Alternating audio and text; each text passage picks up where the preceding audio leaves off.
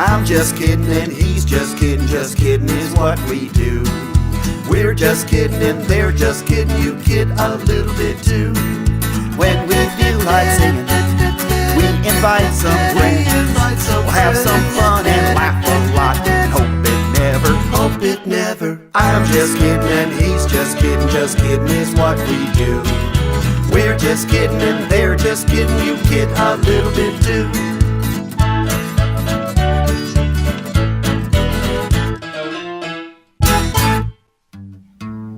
I am a pizza. I am a pizza With extra cheese. extra cheese From tomatoes. from tomatoes, Sauces squeezed. sausage squeeze, Garlic and mushrooms. garlic and mushrooms, Oregano. oregano. I am a pizza, ready to go.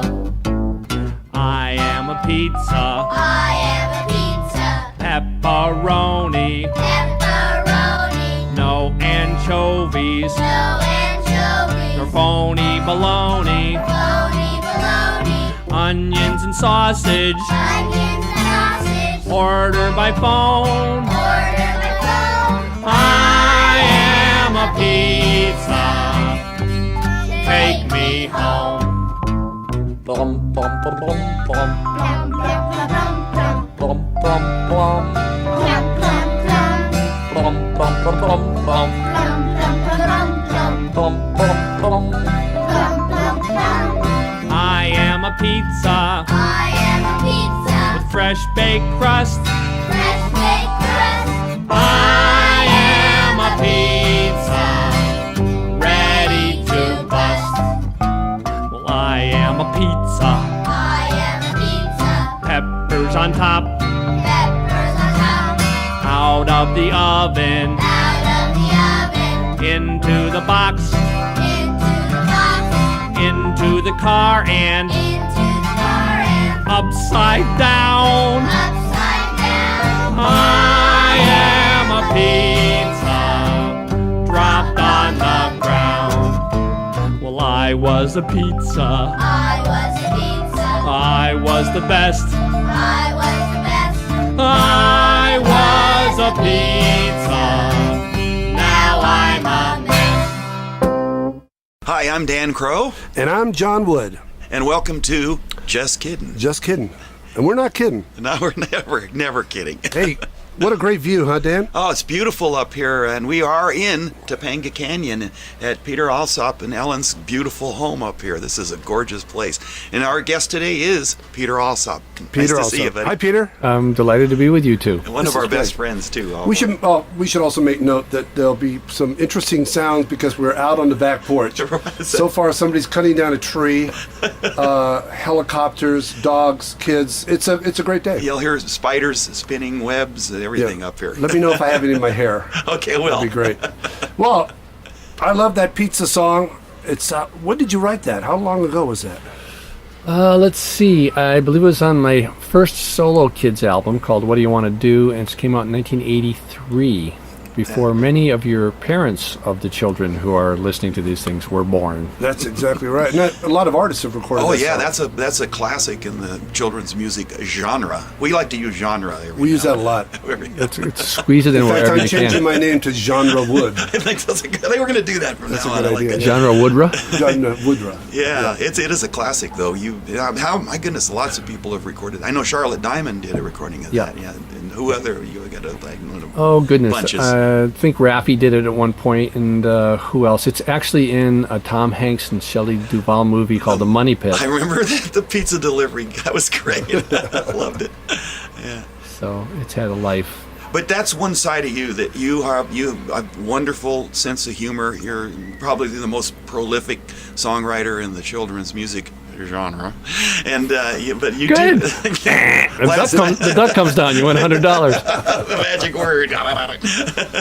But that's great because that's one side is the humorous side. I mean, you're always humorous, but you also have a serious side in your writing. But that's a good example of your sense of humor. There's so many wonderful songs that you've done. You want to talk about that a little bit? That's Well, the humor part for me is, I mean, as you know, if I think of the other two most humorous people, Bill Harley falls in there, but you and John are two of the. It's not just humor. There's something called humor. Then there's just silliness, and you guys love being silly. And it's like, why are we here if we're not going to be silly? The human experience is so silly anyway. When you look at the posturing that people do and stuff, and you just go. And ourselves, you look at, I amuse myself constantly. I'll look in the mirror and I'm like shaving my beard and go, what are you doing? like, who cares about that hair? You know, it's just, life is just silly. And there's tears and there's a lot of things that are serious and upsetting and scary. But the silliness is a huge part of our human ability to be able to look at life and go, this is ridiculous. Yeah. I just look in the mirror and Was it the same mirror I'm looking in? yeah. The thing that's about getting me, there's somebody's grandfather's in my mirror, and I don't know how he got there. Yeah. It's a two-way mirror. I've been looking at you guys from the other side. It's scaring me. I was at a spinning class, you know, where you ride the bike, not making rugs. And I looked in the mirror and I'm going, who is that guy? Who is that old guy riding the bike? Why is he looking at me? It was just, it was, because I think I look totally different on the inside. I still think I'm like 20 You do look or totally different on the inside. Yeah, as a matter of fact. It's just, it's not as nice as the outside. It's a little messy, actually. Yeah, I've been in there.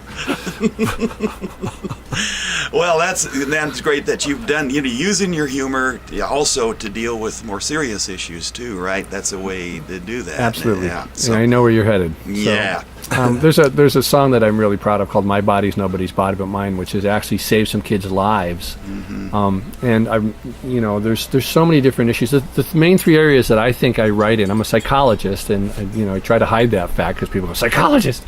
But the three areas that I write in is child abuse and abduction prevention stuff, because that's always been a great concern for me. I found myself being a champion of little people. They're sort of my dad was very controlling, so I would always, try to play that game. Say, Peter, I told you not to walk on the lawn. And I'm going, I'm not on the lawn, Dad. I'm right on the edge of the lawn. So if there's somebody who was controlling and making people with less power than him do stuff, women, kids, people of color in a society full of white privilege and male privilege and stuff, I feel like, well, I kind of can, how do we get around these rules and these things and hold them up to light so that people can say, well, that is pretty silly. That's ridiculous. Why are we doing that anyway? And so I use the humor for that stuff. So child abuse and abduction prevention skills, loss and grief issues that a lot of times grown-ups and teachers and people don't know how to deal with this because we don't get training in that a lot of times. I mean, as school teachers that say, one of my kids' mom died, and so let's just do more math, or let's get out and do the coloring, or because you don't know how to deal with it yourself. How are you going to be able to show up for other people and kids that maybe need to talk about that, and how is it scary, and where do you go? And I don't know is an okay answer, but at least being open for that.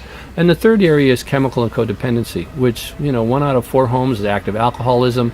And besides the chemicals people use, there's all sorts of behaviors we do when we don't want to feel painful things or we don't know how to deal with it. So we exercise, or you can be compulsive about music. So there's kids musicians that are compulsive about kids music, So I try to bring those things up in a light enough way that people can go, oh yeah, maybe I do need to take a look at how I'm doing something obsessively and compulsively. It might be eating, it might be whatever. So I'm sleeping, it might be talking incessantly and not letting the other two hosts of the show say anything. No, we have nothing. I'm sorry, what was the last thing you said? Well, that's another good defense, which is not listening at all. Yeah. This is true. We'll workshop I'm on just that. listening to the guy cutting down the tree. Whatever he was saying, I have no and idea the what he wind was talking chimes about. are delightful. It's They a are nice wonderful. contrast with the wind chimes and the saw. That's Exactly. great. But we are in the quiet of Topanga. It was a salient point, though, by the way. It was salient. Yeah. Well, I say those kind of things when we talk in this genre. Why does he get to say genre and you get to say? I haven't said it yet. Sounds a lot. I just said it. We'll let it. Well, yes. Genre would. Well, should we play the song? Yeah, let's hear that. And then we can My talk a little Body. bit more about it afterwards as well. Great. My nose was made to sniff and to sneeze, to smell what I want and to pick when I please. My body's nobody's body but mine. You run your own body, let me run mine. My lungs were made to hold air when I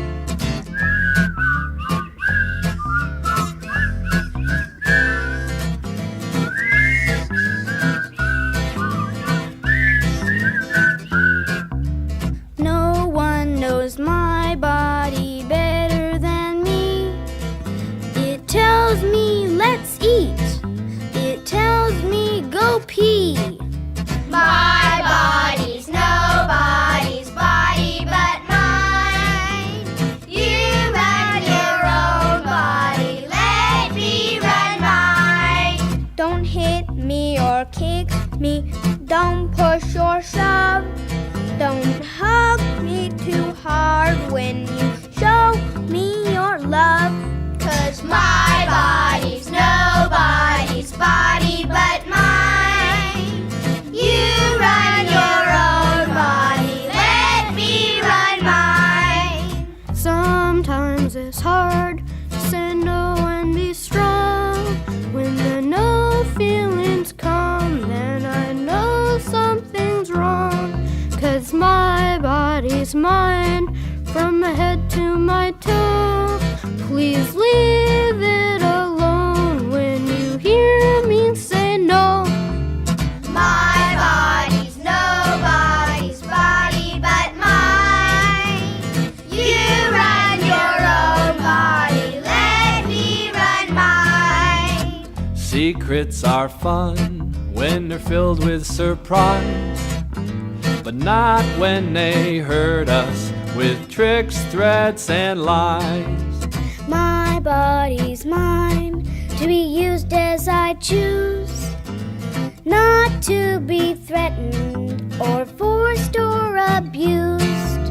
My body's nobody's body but mine. You run your own body, let me run mine. Our body's one body, one voice is heard. We each sing for freedom when we sing these words. My body's nobody's body but mine. You run your own body, let me run mine. Oh, Peter, you've also been real vital, important part of helping to organize a lot of the children's artists around the country and around the world, really. With you're responsible for the gathering of children's artists on the Facebook. You're one of the people putting that together, but it was your driving that whole notion through that made it happen. So, can you talk about that a little bit? Yeah. Well, I think that all three of us were in something called CAMEL a long time ago, were we not? Shall we say what it stood for, guys? Children's artists making a living. What a fallacy. Well, it's almost as much of a fallacy as organizing children's artists that Dan was talking about earlier. That's Like true. herding cats. Like, yeah. Good point. I did the gathering of children's artists just because I think there's a lot of things that we can share and talk about, because like other folk musicians that travel out, and you're traveling by yourself usually because you can't afford to have a side person with you. Kids artists a lot of times operate in isolation, and I thought it was nice to belong to community. That's a larger version of the word family and a smaller version of the word government. You know, and all of those things. Families can be difficult, communities can be difficult. You know, if it's easier to just go do something yourself sometimes than have to talk to everybody about what they would like to do and then decide on what you're going to do collectively. But a lot of times it works out better, and it's a skill that a lot of men don't have. Women seem to have that more than men because of their, you know, the innate caretakingness that has to happen with a mom is nurturing a family, not only with her body as well as with her work. And guys a lot of times are more, let's go take care of organizing something.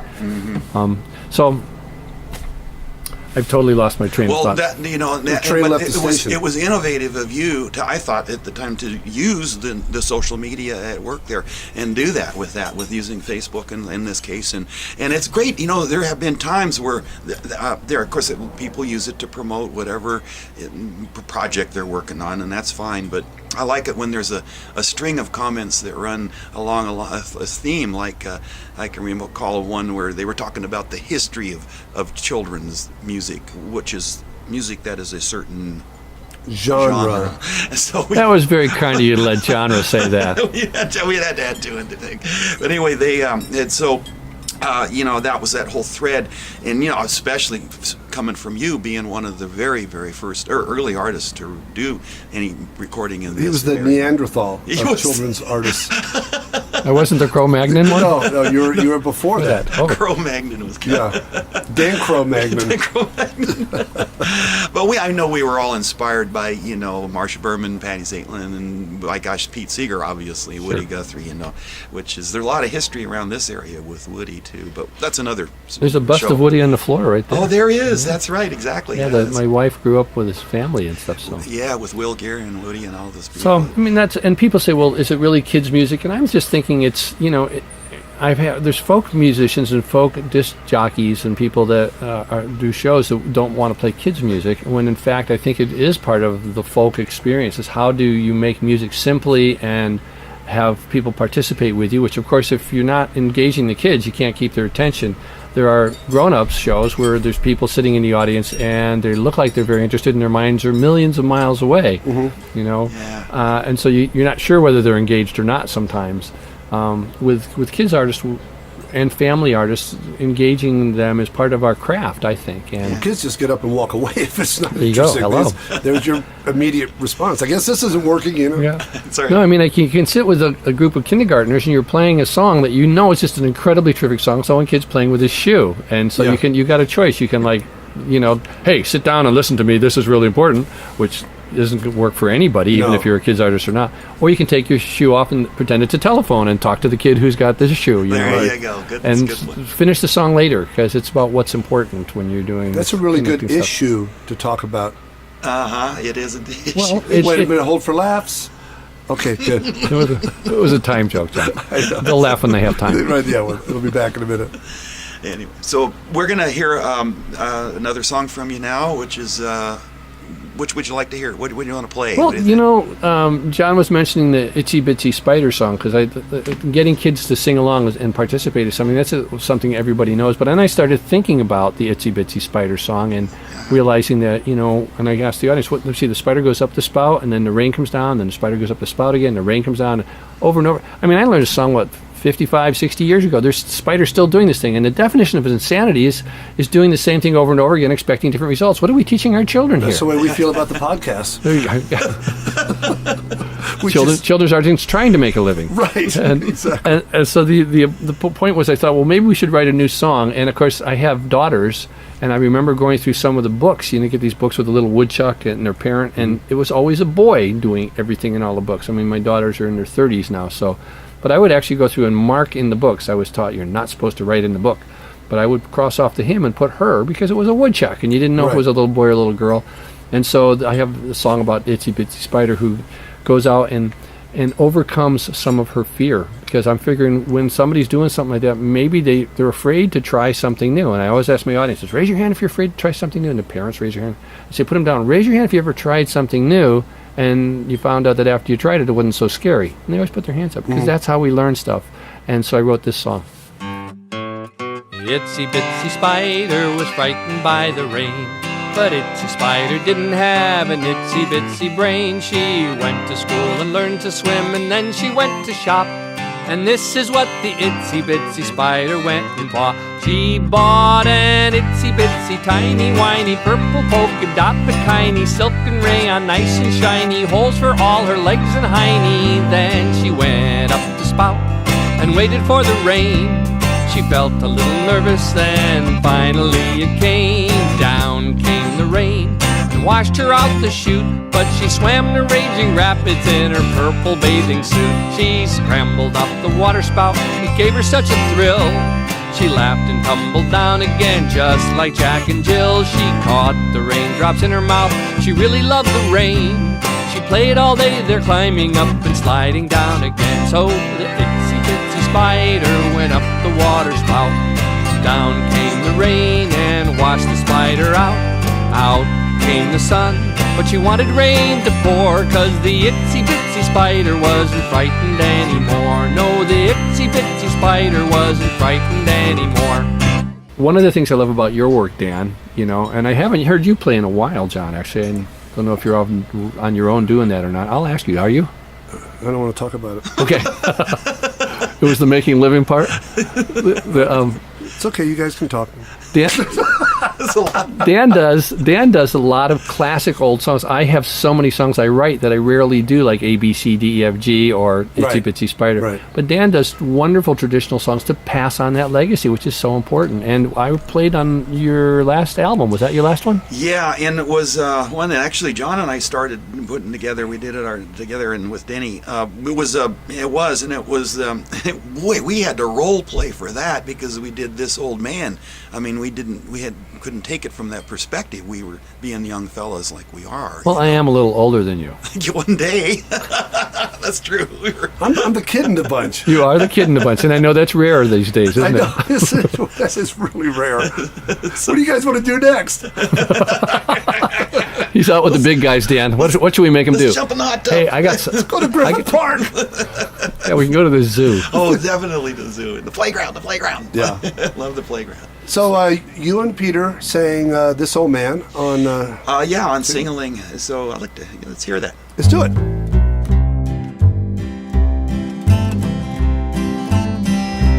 This old man, he played one. He played knick-knack on my thumb with a knick-knack, paddywhack, give the dog a bone. This old man came rolling home.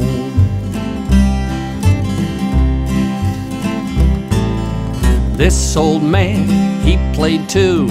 He played knick-knack on my shoe with a knick-knack, paddywhack, give the dog a bone. This old man came rolling home. This old man, he played three. He played knick-knack on my knee with a knick-knack, paddywhack, give the dog a bone. This old man came rolling home.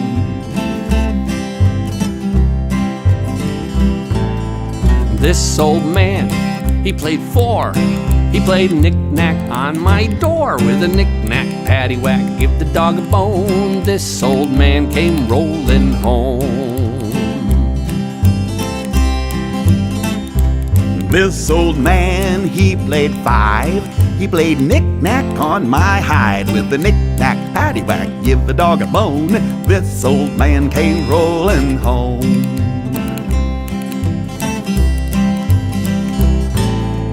This old man, he played six. He played knick-knack on my sticks with a knick-knack, paddywhack, give the dog a bone. This old man came rolling home. This old man, he played seven. He played knick-knack up in heaven with a knick-knack, paddywhack, give the dog a bone.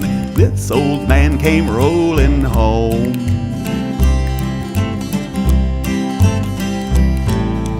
This old man, he played eight. He played knick-knack on my gate with a knick-knack, paddywhack, give the dog a bone. This old man came rolling home. This old man, he played nine.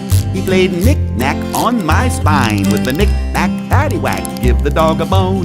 This old man came rolling home.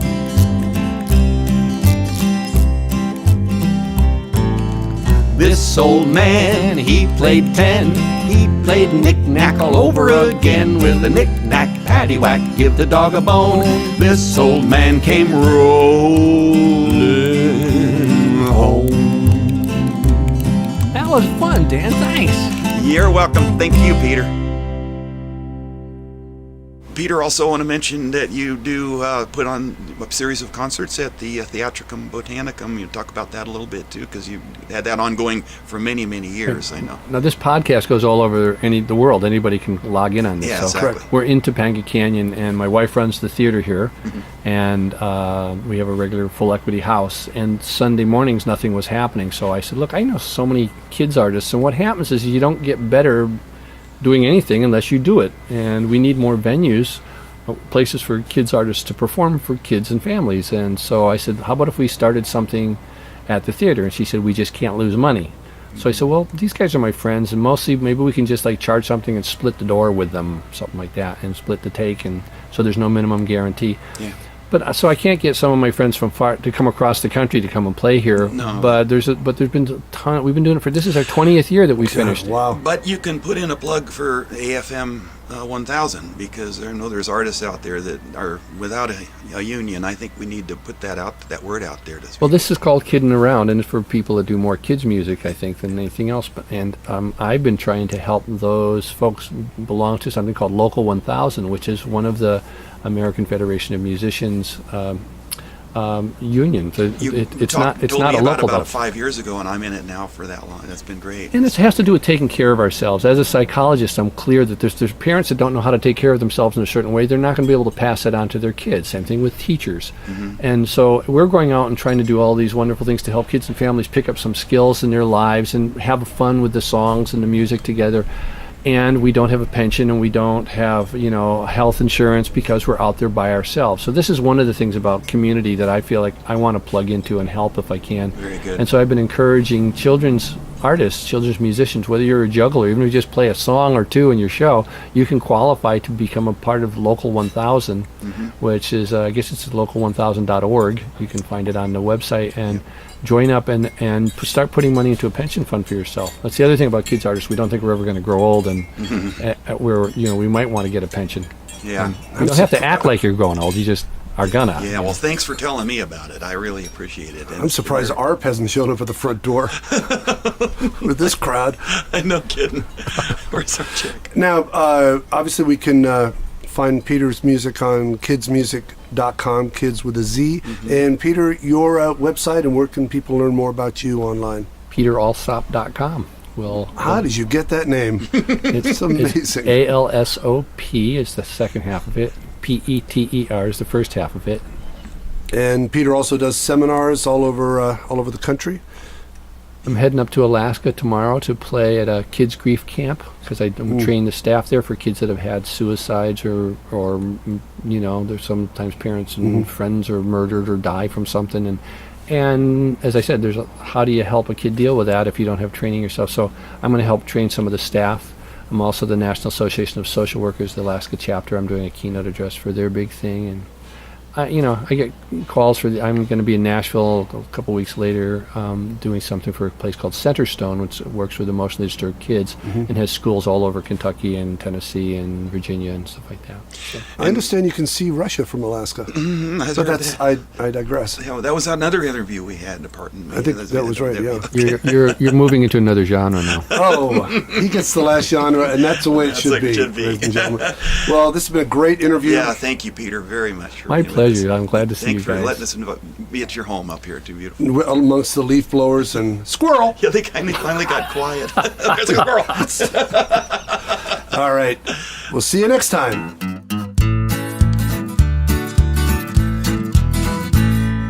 I'm just kidding and he's just kidding is what we do.